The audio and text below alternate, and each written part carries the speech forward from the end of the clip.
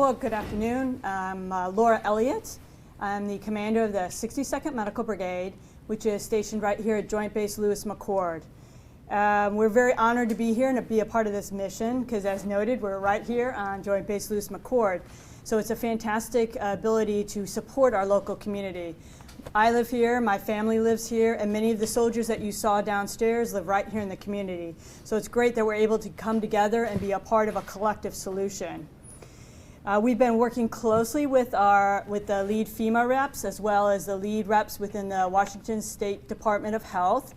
And we are providing a capability which is being presented with a mix of 3 units. So we actually have an element coming from Fort Carson, and we have 2 of our elements coming from Joint Base Lewis-McChord. We anticipate we'll be here until FEMA says there's no longer a mission or no longer a need here. So we don't have an exact time frame. We could be here 60 days, we could be here 6 months. We simply don't know at this time, but we are prepared to stay here as long as we are needed and provide the support to the community. With that, I would like to turn it over to the commander of the 627 Hospital Center.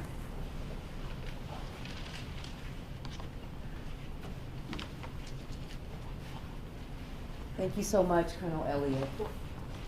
So good afternoon. My name is Hope Williamson-Younce, and I am the proud commander of the 627th Hospital Center, based out of Fort Carson, Colorado.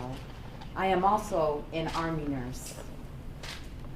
You know, we have a motto back on Fort Carson in my unit, and it is fitting today, and for this concept of the hospital here. It is strength through unity. Within 48 hours of notification, we answered the nation's call. We have medical doctors, nurses, and support staff from all over the nation. They have mobilized in a moment's notice to support our brothers and sisters here in Seattle, Washington. Our mission is to receive and care for the patients from the local hospitals in our hospital. We look forward to providing the best care here. We have the soldiers out there that you met today. They are well led, they are well equipped, and they are well trained. So we look forward to providing that world-class health care. And we want to thank you so much for your warm welcome today. Next, I will be followed by the 10th Field Hospital Commander, Lieutenant Colonel Jason Hughes, and he's my Field Hospital Commander from Fort Carson, Colorado.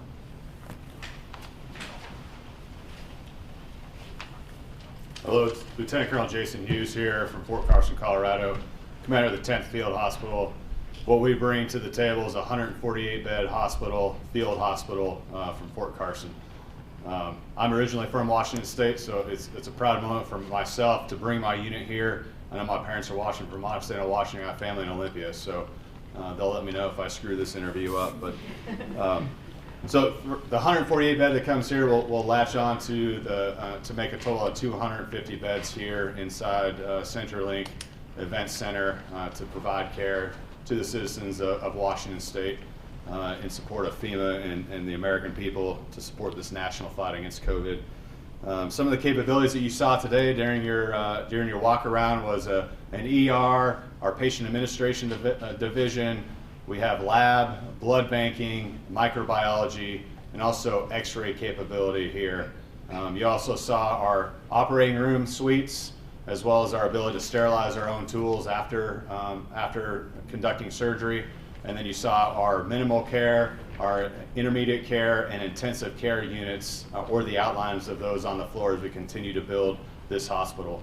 We're excited to be here. The soldiers train every day for this to deploy to support the nation, whether that be abroad or here at home. And so we're excited to come here to my home state to provide the needed care for the citizens of Washington State and the American people. Fantastic. Thank you for those opening statements. Who would like to open with the first question? Sir? Matt Markovich from Go ahead, Como. sir. Go ahead. So this, I don't know who to address this to, but with the patients, COVID-19 patients going to our local hospitals and patients coming here from those hospitals, what is the capability of this hospital as opposed to what we see here in Seattle? Can it do everything that a local hospital can do, including all the surgeries?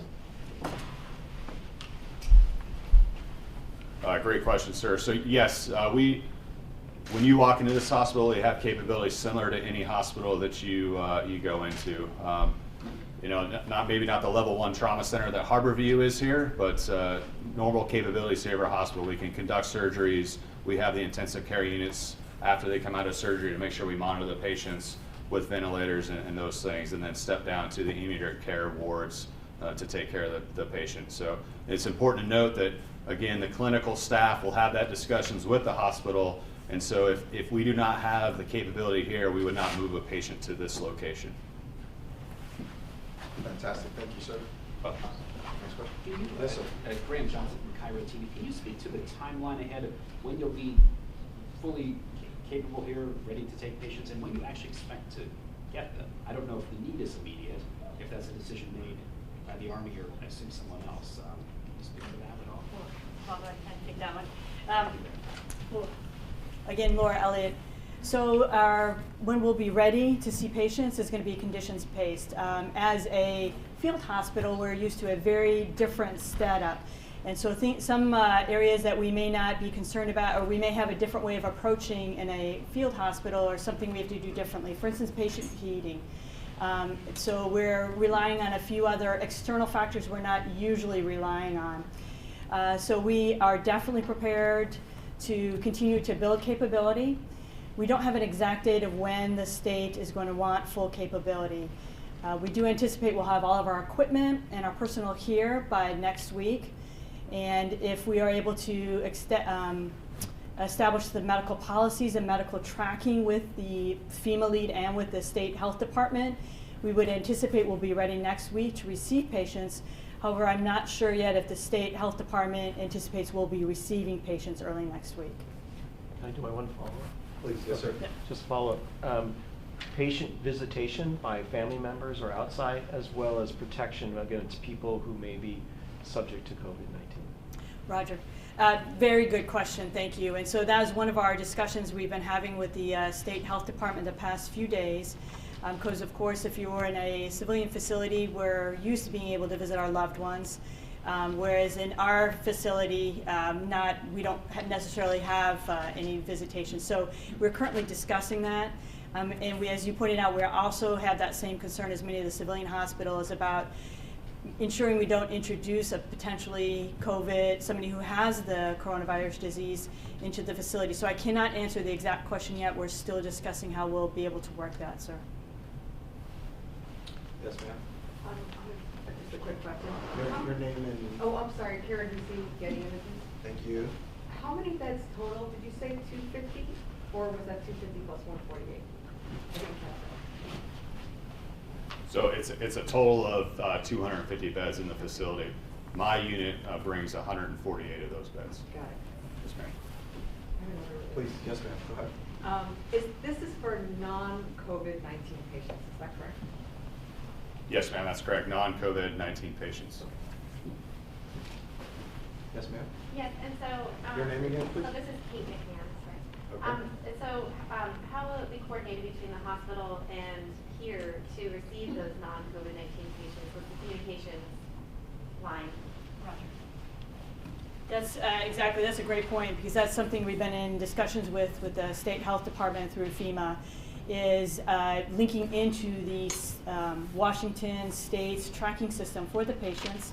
And we anticipate that we'll be notified when they believe they have somebody that needs to be transferred to our facility. The doctors will have that quick clinical discussion and ensure they meet the criteria, and that'll be closely monitored for each one. We're linking into both the online systems and the different tracking systems that the state of Washington is currently using. Do you have a follow-up question? I do. Do you anticipate other sites like this being set up elsewhere in the country? Can you speak to that at this point? I apologize. No, unfortunately, I cannot. I just know about this particular site, so I'm sorry, ma'am. Can't answer that one. Yes, sir. Follow up, what is the criteria to be entered here? What do you have, what is the protocol for you guys? So we're currently working through that right now. We had a great meeting today. We're going to get back tomorrow with the FEMA and the state health department leads.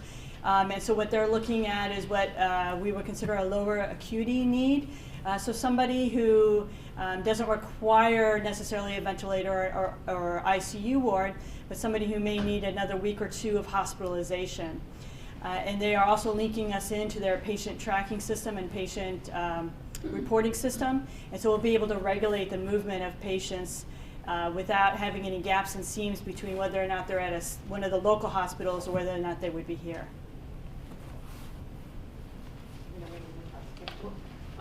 Who are the different department divisions here? I know there's Colorado, right? And then there's JBLM as well? Yes, ma'am. Is there other? Oh, yep, so I can answer that one. So as we pointed out, Fort Carson brings 148 beds, and how many personnel approximately was that? About 300. Man. About 300. And then we have an element from the 47th Combat Support Hospital, which is right here out of JBLM. And another element called the 520th Medical Company Area Support. So when you bring those three elements together, that will give you a capacity of 250 beds. Any other questions? Go ahead, sir. Kent Romney, who will be responsible for paying for the patient care here? Individual patients, insurance companies? Have you worked that out? So that's another excellent question. We will not be charging any patients any money for the care received here, but I am not the one that's able to answer the funding stream question. I understand that's worked out through FEMA and the Department of Health and Human Services. So unfortunately, I can't give you a full answer. I just know we will not be sending anybody a bill for any of the care they receive here. Great questions. Yes, ma'am. This is Kate again. How will the costs be tracked in terms of care, like patient care? So I can answer part of that, and then if you want to step in. But we have within our hospital, as in any hospital, we have cost tracking systems that capture how many Band-Aids or how many bandages are used. We don't so much capture the cost of the doctor, the nurse, though, because in our facilities, that is not normally captured. So if we're talking any of the medical supplies or direct prescriptions, for instance, that is all something we do naturally capture. It's just not the cost of the actual provider, not something we normally capture. Fantastic. Last questions? Yes, ma'am. Last question. Go ahead. It's Elaine from the Associated Press. So just to be clear, there won't be any walk-in or ER essentially on site. The fire department won't be bringing patients here directly, and labor and delivery? Yes, good. That's another great question. So exactly, our lead agents from the state health department don't want us to be seeing anybody that walks in. They want to make sure they go to a local hospital first. But we are developing procedures because it's a hospital. I'm sure somebody's going to show up and look for care. So we will make sure we are very well linked in for that. But it is exactly the anticipated, a transfer from one local hospital to the other. So labor and delivery, not something you traditionally see in our field hospitals. We do have OBGYNs though.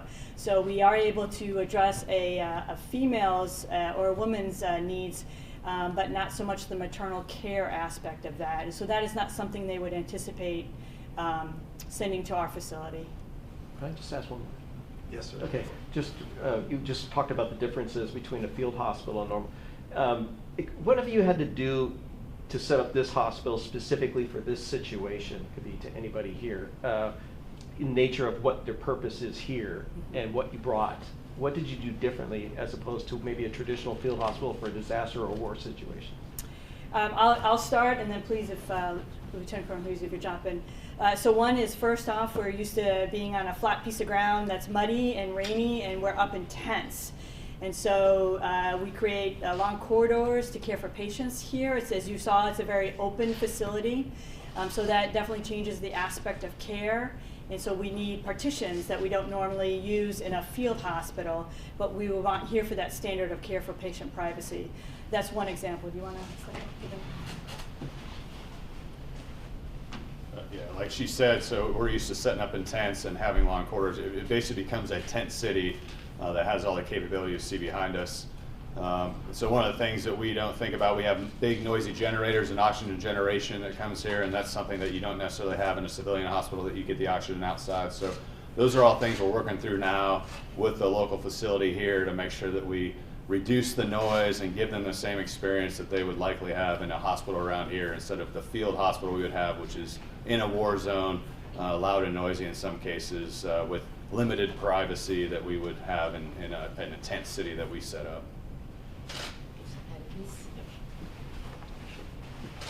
So I'll add a close and personal piece as an Army nurse.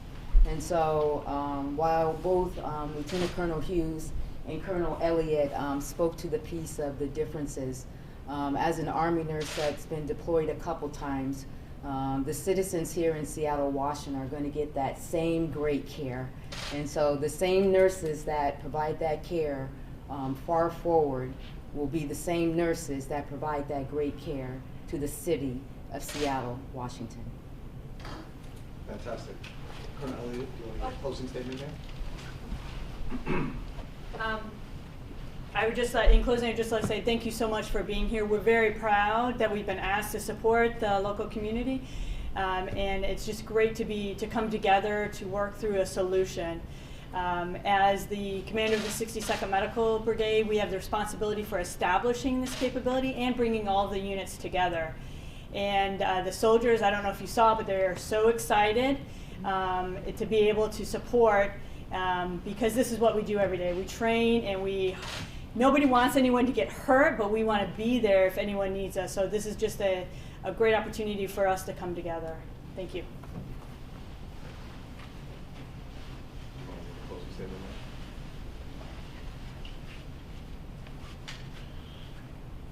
there. Just again, we would like to thank everybody in Seattle, Washington, and all of our interagency partners for calling on us. And we are grateful to be here today. And again, we will provide the best care to our patients. So thank you so much for having us here. We feel very welcome. Thank you.